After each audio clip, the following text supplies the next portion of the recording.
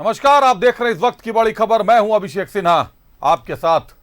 गठबंधन दमदार, देश में फिर एक बार नरेंद्र मोदी की सरकार। आज एनडीए की बैठक हुई। बैठक में नरेंद्र मोदी को नेता चुना गया है और नरेंद्र मोदी 9 तारीख को शपथ लेंगे। शाम 6:30 बजे का समय निर्धारित किया गया है।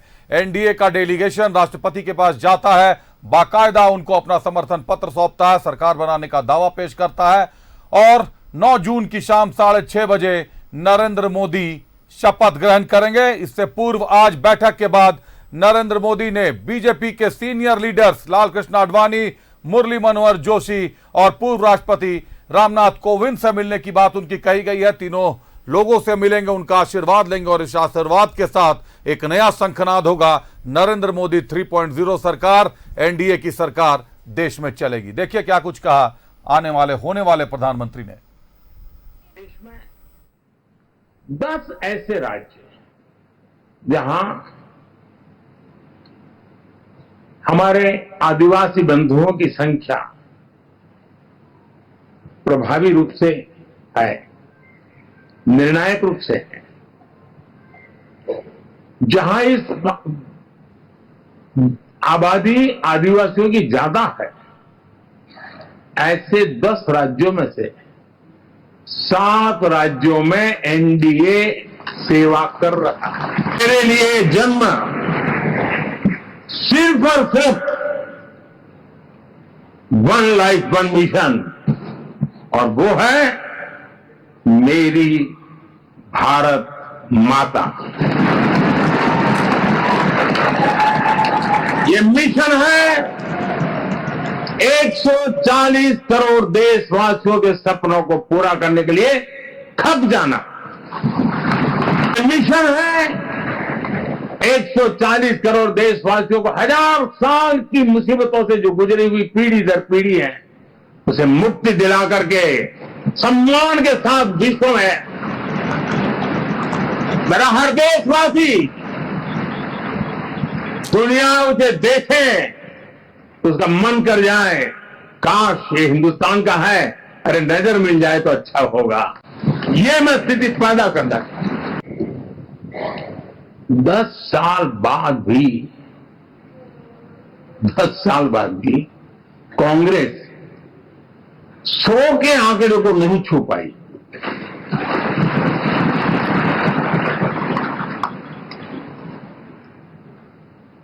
और अगर मैं 14, 19 और 24 3 चुनावों को जोड़ करके कहूं, कांग्रेस के 3 चुनाव जोड़ूं, तो इन 3 चुनावों में जितनी सीटें हमें मिली है उससे ज्यादा हमें इस चुनाव में मिली है।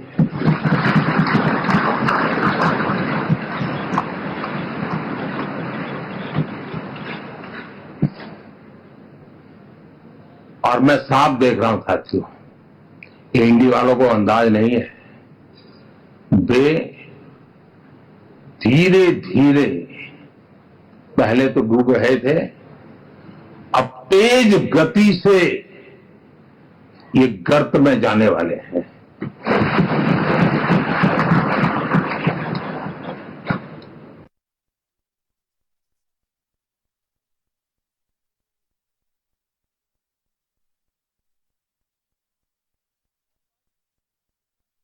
एक 140 करोड़ भारतीयों का सम्मान, आने वाली मुसीबतों से मुक्ति, यही है नरेंद्र मोदी का मिशन।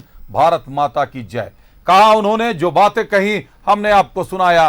गठबंधन को लेकर भी आईएनडीआईए हमलावर रहा। आईएनडीआईए ने नीतीश कुमार पर, चंद्रबाबू नायडू पर, टीडीपी और जदयू पर कई गंभीर आरोप लगाए। आपको सुनाते हैं क्या कुछ कहा टीडीपी प्रमुख ने और जदयू सुप्रीमो ने। आप दोनों को सुनिए, फैसला लीजिए एक बार फिर मोदी की सरकार का। कुछ लोग, हम लोगों को तो अब लगता है कि अगली बार जो आप आइएगा ना, तो इस बार हम देखें कि कुछ इधर उधर कुछ जीत गया है, अगली बार सब हारेगा, हमको पूरा भरोसा। ये सब बिना मतलब का बात बोल बोल करके क्या किया है? और ये सब कोई काम किया है? उन लोगों ने आज तक कोई काम नहीं किया, देश की कोई सेवा नहीं की। लेकिन आपने इतनी सेवा की है और उसके बाद इस तरह से हुआ है, तब इस बार फिर जो मौका मिला है, तो इस मौका के बाद आगे अब उन लोगों के लिए कोई गुंजाइश नहीं रहेगा, वो सब खत्म हो जाएगा। आप Bihar, I have seen so many governments. We are a very, very inspiring time. Anything you wanted to achieve, if you visualize, it can be done. Narendra Modi ji is having a vision, and also is having a zeal, and also his execution is very perfect, and also he is executing all his policies with a true spirit. Always to have a leader. Right time is a great asset for the nation. Today, India is having a right leader, right time. That is Narendra Modi.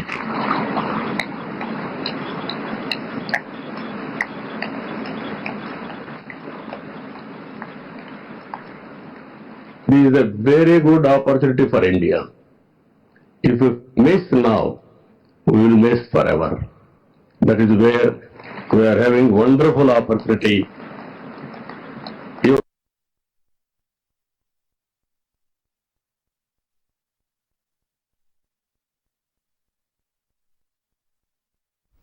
तमाम जो कयास थे, जो हमलों की बात हो रही थी कि नीतीश कुमार अलग हो जाएंगे, टीडीपी से चंद्रबाबू नायडू स्पीकर का पद मांग रहे हैं, बाहर से समर्थन देंगे, तमाम बातों पर आज पूरी तरीके से विराम लगा दिया गया। यह साफ हो गया है कि 9 जून को शाम 6:30 बजे नरेंद्र मोदी शपथ लेंगे, एक बार फिर देश के पीएम बनेंगे। भ्रष्टाचार पर वार की पता नहीं बात कितनी तेजी पकड़ती है और कितनों की नींद उड़ती है, कितनों का चैन खोता है, ये अभी आने वाली सरकार में साफ हो पाएगा। आपको दिखाते हैं कि आज जब गठबंधन के नेता चुने गए, एनडीए के नेता चुने गए, उसके बाद नरेंद्र मोदी सबसे पहले लाल कृष्ण आडवाणी जी के पास पहुंचे, मुरली मनोहर जोशी जी के पास पहुंचे। न्यूज 11 की स्क्रीन पर आपको हम ये तस्वीरें दिखा रहे हैं, किस तरीके से उन्होंने अपने वरिष्ठों का आशीर्वाद लिया, उनके पास गए, उनका आशीर्वाद लिया और इस आशीर्वाद के साथ ही मिशन 2024 का शंखनाद कर दिया। 2024 से 29 तक अब एक बार फिर मोदी की सरकार वन लाइफ वन मिशन की बात कही है, 140 करोड़ देशवासियों का सपना पूरा करने की बात कही है। खबर यह भी है कि प्रधानमंत्री नरेंद्र मोदी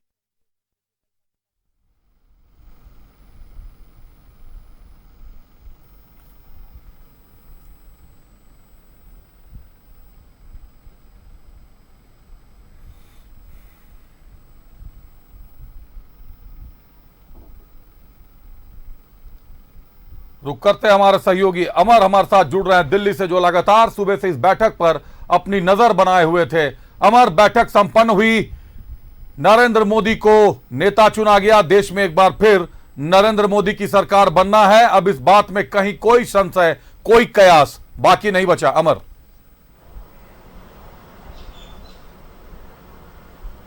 बिल्कुल आपने सही कहा कि जिस दिन चुनाव के परिणाम आए थे और जो मैंडेट था, उसी दिन यह तय हो गया कि प्रधानमंत्री तीसरी बार नरेंद्र मोदी जी बन जाएंगे। लेकिन आज एक औपचारिकता कह सकते हैं कि आज बैठक में एनडीए ने अपना नेता नरेंद्र मोदी को मान लिया और कहा जा रहा है कि शाम में हो सकता है कि ये लोग राष्ट्रपति से भी मिले और अपना जो समर्थन का लेटर जो है उनको सुपुर्द करें। और परसों 9 तारीख को शाम 6 बजे जो है प्रधानमंत्री का जो समारोह है, शपथ समारोह, परसों शाम 6 बजे होगा, जो हमारे सोर्सेस ने बताया है। लेकिन ये बिल्कुल अपने स्पष्ट है कि आपने प्रधानमंत्री का स्पीच सुना, उन्होंने साफ तौर से क्लियर कर दिया कि हमारे जो एजेंडे 10 वर्षों में हमने जो काम किया, उस काम को सिर्फ एक टेलर था। कई बार उन्होंने अपने भाषण में भी कहा था कि 10 साल जो हमने काम किया ये टेलर है, अब आने वाले समय में जो होगा एक पूरी फिल्म होगी। 5 वर्षों में उन्होंने कहा कि 5 वर्षों जो आने वाले समय में 5 वर्षों का है, उसमें हम काम करके दिखाएंगे, चाहे इंफ्रास्ट्रक्चर हो, चाहे हर क्षेत्र में हम काम करेंगे। पहली बात। दूसरी बात, उन्होंने जो एक साफ स्पष्ट तौर से कहा कि लगातार विपक्ष जो है जिस प्रोपगंडा को लेकर के आगे बढ़ा था और उसके बाद भी वो कामयाब नहीं रहे। हाँ, हो सकता है कि हमारे संख्या कुछ कम हुए हैं, लेकिन नीतीश कुमार ने उनके समर्थन में ये कह दिया कि जो गलती से जो जीत गए हैं 5 साल के बाद उसको भी निपटा देना है। और ये लोग कहीं कुछ काम करने वाला नहीं है, ये लोग कोई काम नहीं करता है। तो बिल्कुल स्पष्ट हो गया कि आप 9 तारीख को शाम 6 बजे प्रधानमंत्री का शपथ समारोह होगा उसमें राष्ट्रपति भवन में, और जहां पे वो तीसरी बार प्रधानमंत्री का शपथ लेंगे। मैसेज बिल्कुल साफ है। उन्होंने कह दिया कि जो लोग चाहते थे, जो लोग देखा, जो ईवीएम पर सवाल उठाते थे, उनको भी इस बात का एहसास हो गया कि ईवीएम पर कुछ ऐसा नहीं है। अगर कुछ होता तो पूर्ण बहुमत में भारतीय जनता पार्टी खुद आती। जो जनता जनार्दन का जो निर्देश था, जो जनादेश है, उसका हम सम्मान करते हैं और आने वाले समय में बेहतर काम करके दिखाएंगे। अमर, निश्चित तौर पर नरेंद्र मोदी पर एक बार फिर एनडीए ने विश्वास जताया है, लेकिन भाजपा की अकेले 240 सीटें हैं। INDIA गठबंधन उस आंकड़े को भी पार नहीं कर सका।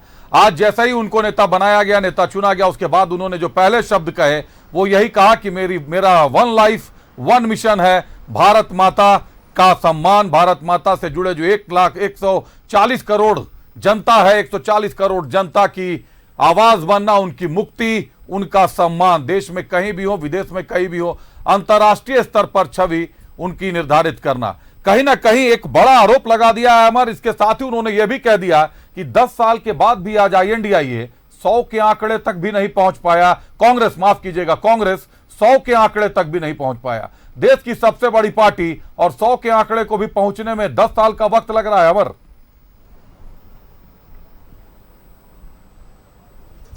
बिल्कुल बिल्कुल। आप 2014 की अगर बात करें तो कांग्रेस 44 पे सिमट गई थी। अगर 2019 की बात करें तो 52 सीटों पे कांग्रेस सिमट गई, जो प्रधानमंत्री ने संकेत दिया। और 2024 की अगर बात करें तो 99 सीटों पर जो है कांग्रेस पार्टी सिमट गई। तो ये उनका एक कटाक्ष था। लेकिन उन्होंने फिर एक बात भी कहा कि हार जीत चलते रहता है, और जो हार जाते हैं, जो हारते हैं, उसका भी हम सम्मान करते हैं, और जीत पचाना हम जानते हैं। बिल्कुल साफ है। एक मैसेज जरूर देने की कोशिश वो करेंगे कि पूरे विश्व स्तर पर कि हम जिस तरह से 2014 में, 2019 में जिस तरह से, जिस मजबूती के साथ हम नेता माने जाते थे, कहलाते थे, उसी मजबूती के साथ हम काम करेंगे। क्योंकि अगर देखें तो सबसे बड़ी जो समस्या है हमारे साथ, हमारे देश के साथ में, उसको जनसंख्या को किस तरह से हम लोग कंट्रोल करके चलते हैं। खास करके अगर जो भी इंफ्रास्ट्रक्चर होता है कम पड़ जाता है, जो भी चीज़ें आती हैं उसको कम आपको दिखाई देता है। जो यहाँ पर पूरे हिंदुस्तान में जो सरकार काम करने के बावजूद भी जो जनसंख्या के आधार पर अगर देखें तो कम दिखाई देगा। तो वो एक मजबूती लाने की कोशिश की जाएगी। प्रधानमंत्री लगातार कह रहे हैं कि हम काम करेंगे, और हमारा राष्ट्र जो है वही एक देश प्रेम है और देशभक्ति है, और उसको हम लेके चलेंगे।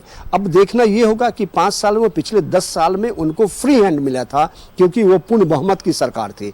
अब वो सहयोगी की सरकार है, और उनको बैसाखी पे वो सरकार चलेगी। यानी और जो उनके एनडीए गठबंधन है उनको साथ लेकर चलेंगे। अब सवाल यह है कि क्या तमाम जो गठबंधन है उनके विचारधारा, उनकी जो पॉलिसी होगी, उनके साथ में साथ रहेंगे या नहीं रहेंगे। क्योंकि वो ताकत नहीं मिलेगा प्रधानमंत्री को जो जिस तरह से, जिस गरज के साथ। बिल्कुल अमर, ये तो साफ है अमर, इस बात ये तो बिल्कुल साफ है कि जो ताकत अकेले बहुमत में आने से है, कहीं ना कहीं अब एक डिपेंडेंसी तो आई जाती है। गठबंधन को लेकर चलना मजबूरी भी है, जो पहले भाजपा के साथ ये मजबूरी नहीं थी। इसके साथ ही एक सवाल और जन्म लेता है अमर कि क्या नीतीश कुमार अब राज्य की राजनीति से उठ के केंद्र की राजनीति में जा सकते हैं, या शपथ ग्रहण समारोह में नरेंद्र मोदी के साथ बिहार, झारखंड के कुछ और चेहरे भी नजर आ सकते हैं अमर?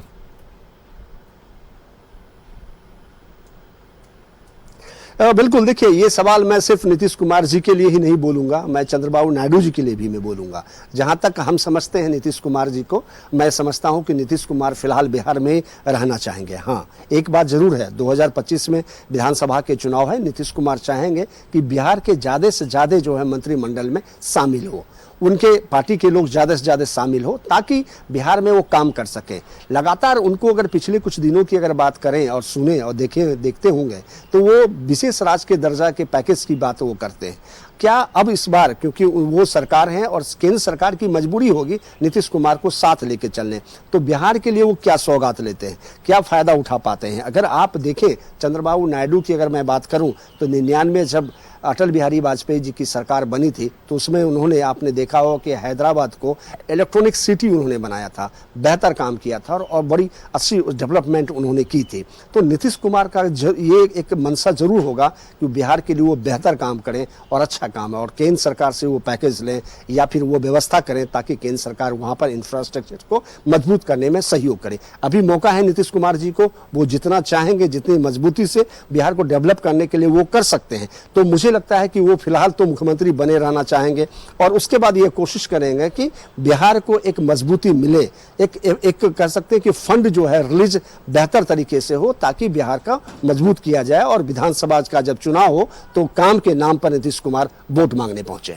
बिल्कुल अमर, निश्चित तौर पर कहीं ना कहीं ये बिहार की राजनीति, झारखंड की राजनीति से जुड़ा हुआ भी बड़ा निर्णय है। केंद्र में जो गठबंधन, आज मजबूती जो गठबंधन की दिखाई दे रही है, ये मजबूती ही आने वाले 5 सालों तक देश को एक सशक्त, शक्तिशाली सरकार दे सकती है, जिसकी जरूरत इस देश को सबसे ज्यादा है व्यक्तिगत लाभ से उठने के बाद। बहुत धन्यवाद अमर, हमसे जुड़ने के लिए, तमाम जानकारियों के लिए।